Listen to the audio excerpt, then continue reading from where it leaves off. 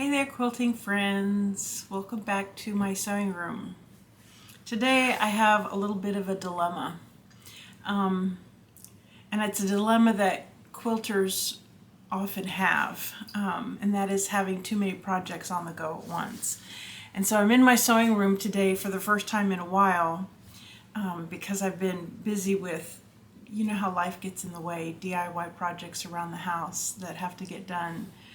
And so I'm back in the sewing room and I'm trying to decide what to work on because I have several competing projects on the go at once. And so what I thought I'd do is show you kind of how I decide, but also, since this is a common problem, let me know how you solve the problem when you've got multiple projects on the go at once. Like, how do you decide what to work on? So let me show you what I'm working on.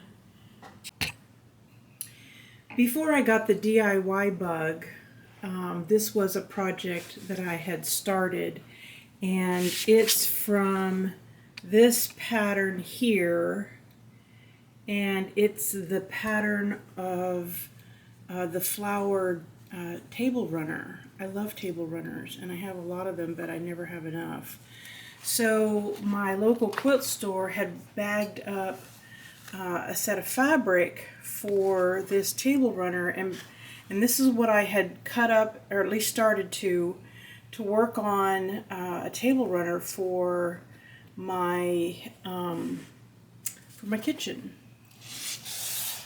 Then a dear friend of mine from college told me that she is about to become a first-time grandmother. And so I said, ooh, let me make a baby quilt for the baby.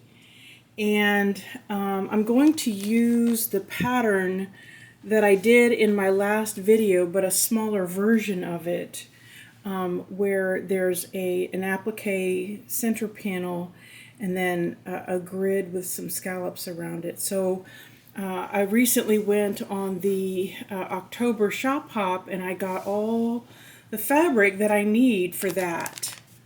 And so I've got this project waiting. Now I haven't actually started this one. I haven't actually cut any fabric. I haven't washed any of the fabric. But this is on my kind of urgent to-do list. I don't know exactly when the baby's due, but since she just told me, I'm thinking it must be due sometime after the new year. Then I had a lady reach out to me and ask me to make a memory quilt for her daughters whose grandfather passed away very suddenly, and with the girls present, so it was kind of traumatic. And she brought me a bunch of his Boy Scout leader shirts, and she brought me some of his t-shirts, and she brought me some of his other shirts. I don't quite have all the shirts she wants me to include, so I can't really get started. You can see I've already started kind of marking the motifs, and I've started disassembling some of the shirts for the parts that I think, will be included. But I've got that, and that one is probably the most urgent because she wants it by Christmas.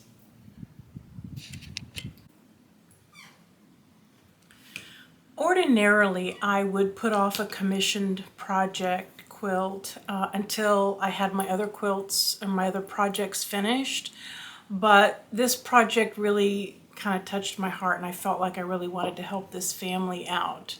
So I agreed to take it on and try to get it done in time for Christmas. So my plan that I have at the moment is to give myself the weekend to work on the table runner, because that's something that I enjoy. And then during the week, I'll work on the memory quilt. I should be able to get the table runner done in just like 2 weekends. That should be plenty. I'm a very slow quilter. Some of you are probably saying, you need 2 weekends to do a table runner? What's wrong with you? But I'm just very slow. So I'm going to do that this weekend, next weekend, work on the table runner, finish it. And during the week, I'll work on the memory quilt. And then when that's finished, then I'll do the baby quilt. I think I don't think the baby's due until after the new year, and so if I get the memory quilt done by Christmas, then that'll give me a month or so to do the baby quilt. That's my plan. So let me know what you think of it. Tell me what you do and how you would manage, how do you manage multiple projects on the go. Don't forget to like and subscribe, and I'll see you next time.